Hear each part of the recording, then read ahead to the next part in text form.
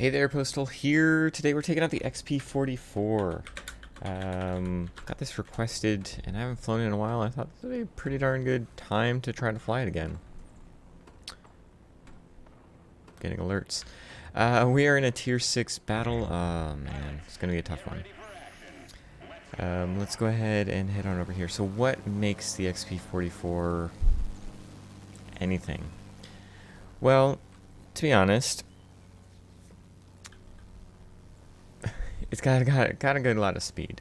Compared to a lot of other multi-role fighters especially, you've got some pretty significant speed.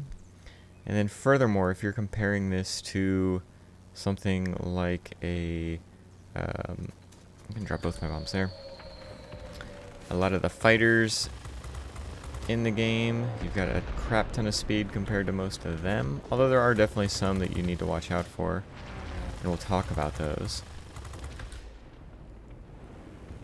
You've got a decent amount of flexibility with this plane. That being said, it is not a turn fighter. You start turning, you see how quickly I've lost airspeed. Let me get down.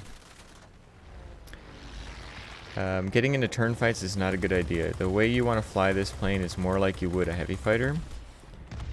And we'll see that when we get back to the hangar. Just how well this, or how favorable this is to flying as a heavy fighter. The problem is that heavy fighter is going to be able to outspeed and outmaneuver me. So what we're going to do is we're going to angle down here. Get what speed we do have.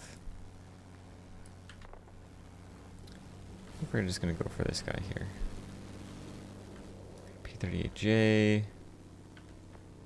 Yeah, we need to watch out for that guy there. Can I get rid of this guy before? Probably not. You've got 6 50 caliber machine guns, which do okay damage, honestly, but probably not enough against a ground attacker before it leaves the sector. Let's see if we can go versus this F4U, this nice Corsair looking dealio.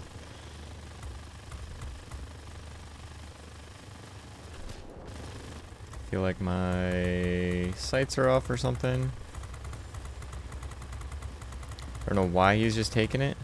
He probably thinks he's getting shot by the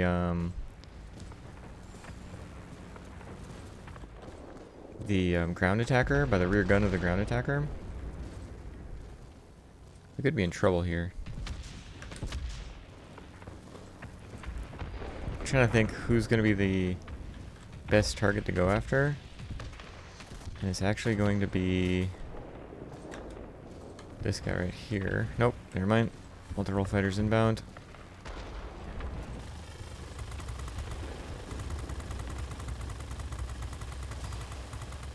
Nice. Alrighty, so we got the center. Super important, of course.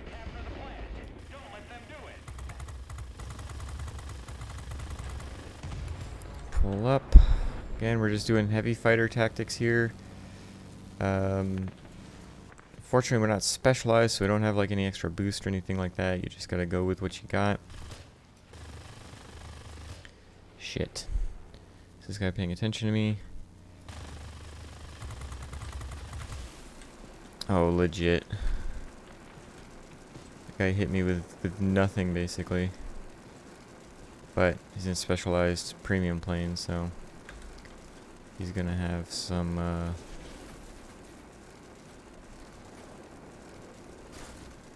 yep, we're just dead here. Well done. To get outside the sector, though, I don't think I did. So what we can do is let's spawn here, go down here, and go this way. We might need to go to the center. Unfortunately, yeah, their two specialized premium planes are going to be doing specialized premium plane type things. It's the bane of Tier 5 when you're just trying to grind lines is so many people just hang out in the mid tiers because it's easier. And yeah, kind of lean in on that rather than go into the higher tiers, but yeah, everybody's got to deal with it. Unfortunately, we just don't even really have a team. Our P-38J is not doing anything helpful. But what we can do is try to see what we can do. That's all we can really do. Let me see if I can try to save my GA here really quickly.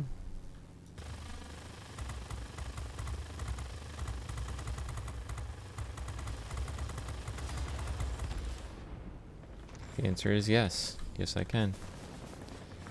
Oh, cool. And the bomber.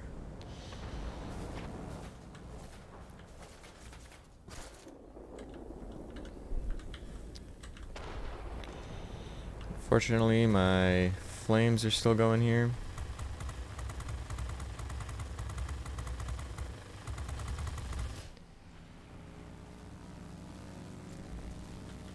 Oh, I can barely outturn him. How nice is that? How cool is that? I need to go to the center, though. I'm on such low health. Wow. Oh, man. Alright, let's go ahead and try to get some altitude here. Send everybody here. Can we do anything? It's rough, man. It's rough. Tier 5 is rough. If I was specialized, I'd, have more going for me, but I'm not, so I don't. Let's drop one bomb there. Gonna drop the next bomb right there. This guy inbound? Cool, I will definitely take this because I can handle this guy. Ooh, I'm all out of boost.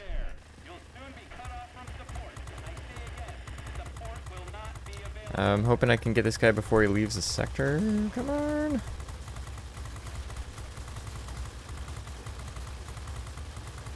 Nope. Barely outside the sector. That sucks. Oh well. My bombs did what my bombs need to do. Let's see if we can't protect our ground attacker here. Just like I did, a lot of enemies will simply go for GAs because they're easier kills, especially at this tier. Not even especially. Just definitely this tier. See if my 5 seconds worth of boost will help. We cannot support you any longer. The storm is too heavy. Do you copy? Over. Dang it. When a heavy fighter defends better than a multi-role fighter, it's broken. At least a little bit.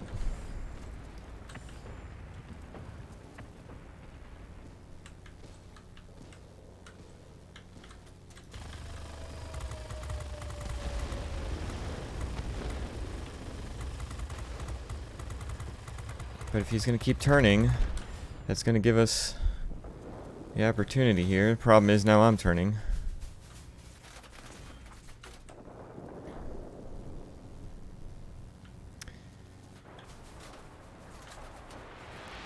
Can't get out of the sector. Oh well. We really tried there. Leaned in on, our strengths. That's all you can do is lean in on the strengths of the plane that you've got. The strengths of multi-role fighters is, they're supposed to do a little bit of everything. The problem with that is if you run into something that is completely... Like, you run into a situation there, like I did with a heavy and a turn fighter. It's like, okay, you can outturn the heavy, but then you're screwed against the turn fighter. Outspeed the turn fighter, but you're screwed against the heavy fighter. So that's why it's really important when you're in a multi-role fighter to try to have a one-on-one engagements, because you can dictate those engagements a little better. Let's take a look at the second battle. Alright, so our second battle here, let's see what we're up against. It's tier 5 battle. XF-4U, oh, that one's actually got a reasonable amount of speed. F4U, we can easily outspeed that. BF-110B, we're on the same pace as it, and the A6M1, we can clearly outspeed. So, the tier 4 German heavy fighter, I mean, you know what, let's go left. Obviously has a ton of speed. When I'm in a multi-role fighter, especially one that's as unmaneuverable as this plane is, so I'll do the same tactic in P-47s that come later down the line. The high-tier Soviet multi-role fighters like the Su-9 and I-211, I-215, I do not necessarily get stuck in right away. And what do I mean by that? Well, I mean, let's drop a bomb there and a bomb there.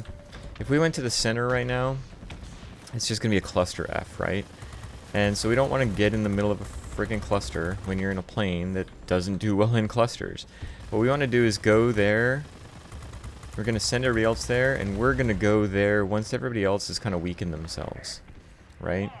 Multi-role fighters, especially multi-role fighters like this, that don't have that maneuverability, are really good for picking off the weaker targets. Think of yourself like a hyena, right? You're not going in there and attacking the freaking giraffe or the elephant that just showed up and is ready to stomp on you. No. What you do is you wait until that giraffe or hyena has been attacked by some lions and got away but is, injured. That's when the hyena shows up and says, hey, cool. Let me go ahead and take advantage of this situation. And that's the thought process that you need to have when it comes to being a multi-role fighter like this. You are a hyena. You need to take advantage of your strengths and not put yourself into a position that the enemy's strengths are heightened, right? So this plane's got a lot of good speed. Let's lean in on that speed again. I've mentioned it already, and I'll keep mentioning it, and I've got success with this tactic. Act like you're a heavy fighter.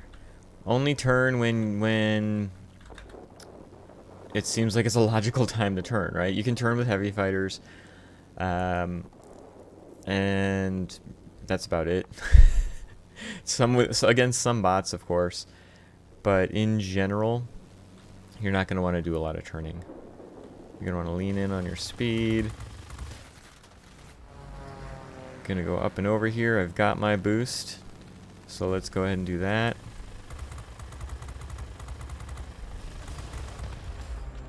Cool. Guess I'm gonna go here. Do I want to defend? I don't like defending in planes like this. Again. Oh shit. That was close. That was real close. Let's do the old F7 here. XF4U. He's not paying attention to us, so he can turn. He's a pretty maneuverable fighter. I mean, he's a pretty maneuverable multi-role fighter. He's not actually a very maneuverable fighter, but the fact of the matter is, he's not paying attention to us. He's dead. He's dead, Jim. I can try to get some cheeky kill out of it. We are going to be pushing them to air supremacy at this point. I'm actually going to defend this. No, I'm not. Do they have two? Oh, okay, no. That guy's... They've got two BF-110Bs, but I thought they were both human.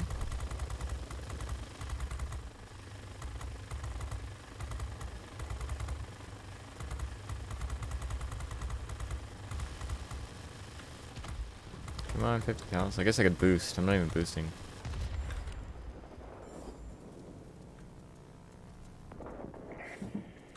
There's air supremacy. Let's go ahead and... Again, we're basically being a force multiplier. We've got our airspeed, we've got the guns. These 50 caliber machine guns are actually not very bad at all.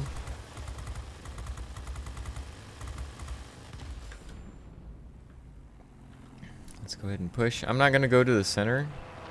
I'm going to let them, if they want to capture the center, so be it. It's the only thing that's really going to allow me to get some more personal points here. No, I'm not going to go for that guy. I'm going to actually try to go to the higher altitude here.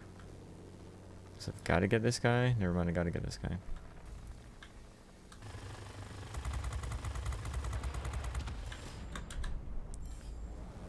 That actually gives me some more speed. The other guy died anyway, so I definitely went for the right character. Again, I'm not going to get into a turn fight with that guy.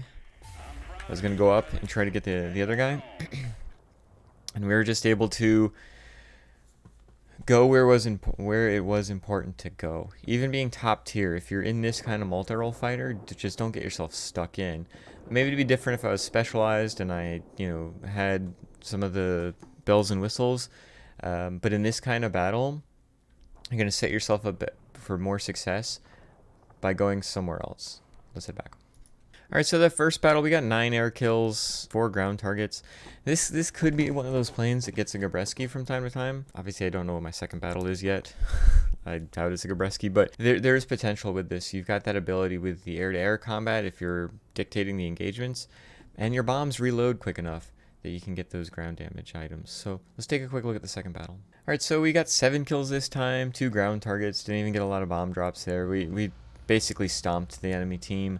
We didn't have to keep capturing sectors. We were defending there, which P-47s, XP-44s, FW-190s, like those really unmaneuverable multi-role fighters, I don't really like defending sectors. They can do it, obviously, but that's more built for maneuverable multi-role fighters. That being said, you know, obviously you've got that flexibility. That's why you're in a multi-role fighter, is so that you can do whatever job is needed is the job that you do. What's great about this particular plane, and if there is something good about this line, it's that the bombs reload pretty darn quickly. You got 60-second bomb reload. They do a reasonable amount of damage, almost 10,000. Now, there's some buffs that are in there, so you need to be aware. They can actually be a higher damage, as we'll see as well. This plane is not specialized, you know, so you've got yourself a little bit of a grind to go ahead and get the top airframe, which will allow you to get 6 machine guns rather than just 4 machine guns.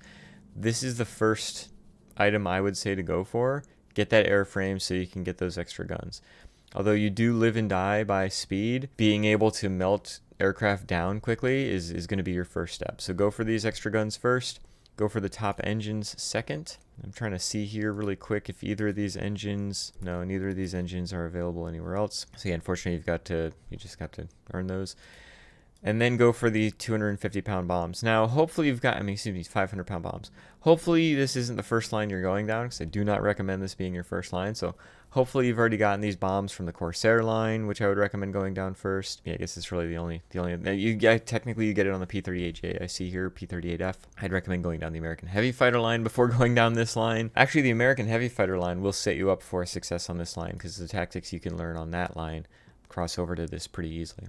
So hopefully you don't even need to research the 500-pound bombs. Hopefully you've just already got them.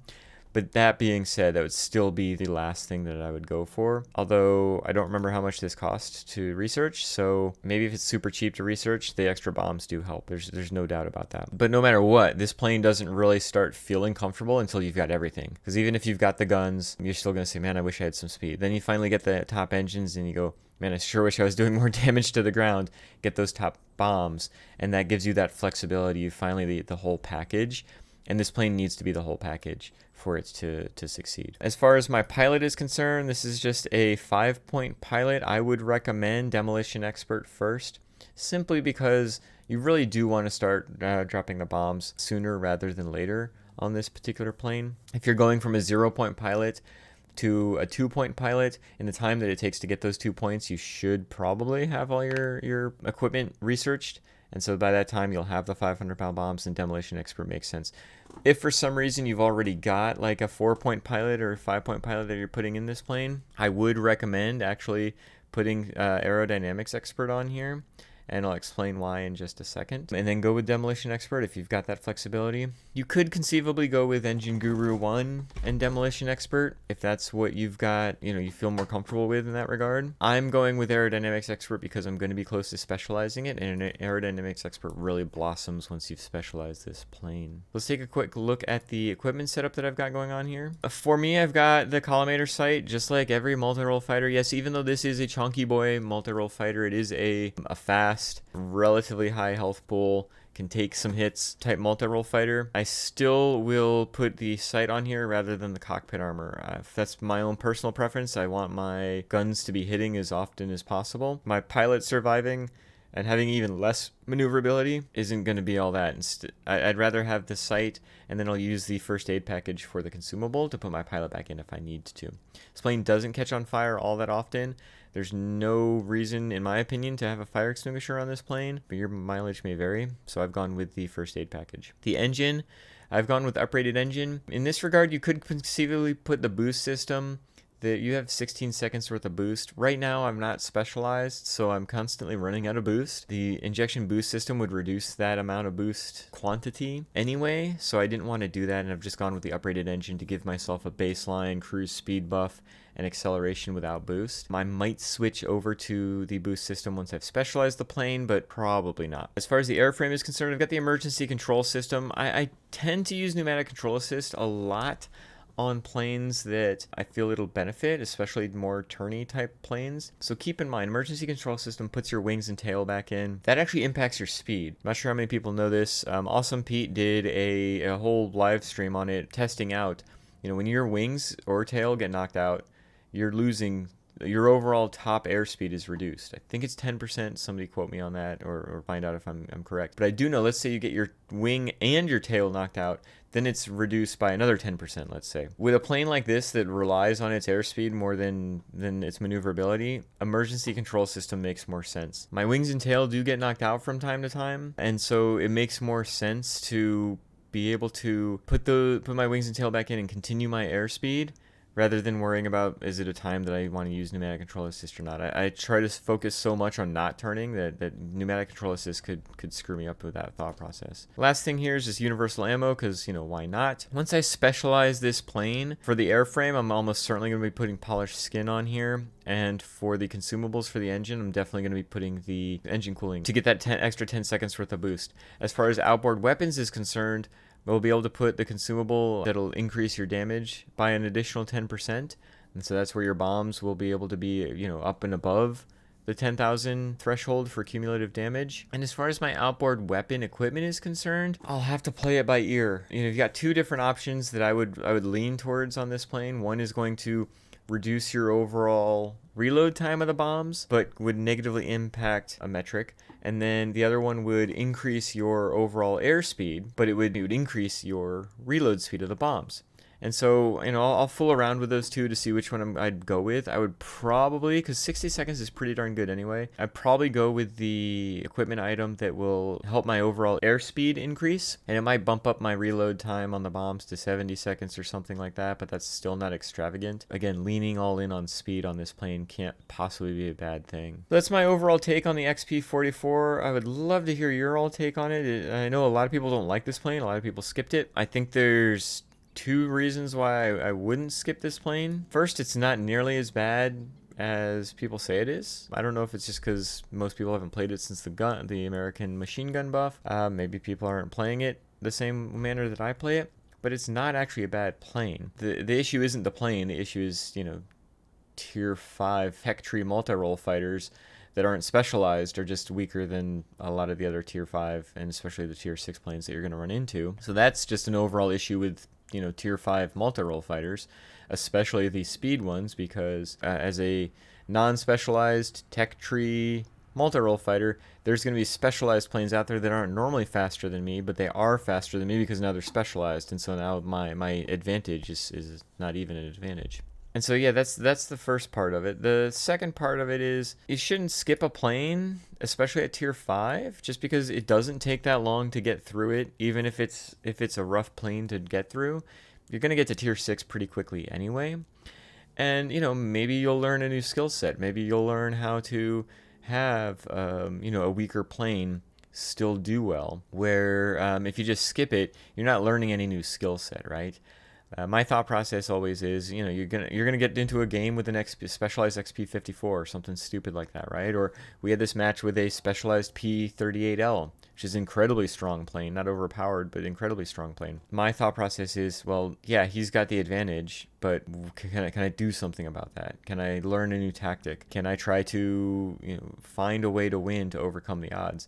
Winning that battle would have been great because that we had a specialized tier 5 premium 0 and a specialized tier 6 premium American heavy fighter. If we were able to overcome that, that'd be a feather in my cap, so to speak. So don't recommend skipping planes. Try to find a way to make it work, and you'll be better for it if you do. Anyway, so I hope you enjoyed this particular video on the XP-44 rocket. Continue the grind down this line. There are some really good planes, but if you can learn these skill sets with the XP-44, it'll cross over to the P-47B and P-47N, XP-72 pretty darn well. And you got some pretty solid tier 9 and tier 10 multi-role fighters in the F-84s. Have a great day. I'll catch you in the next one. Bye.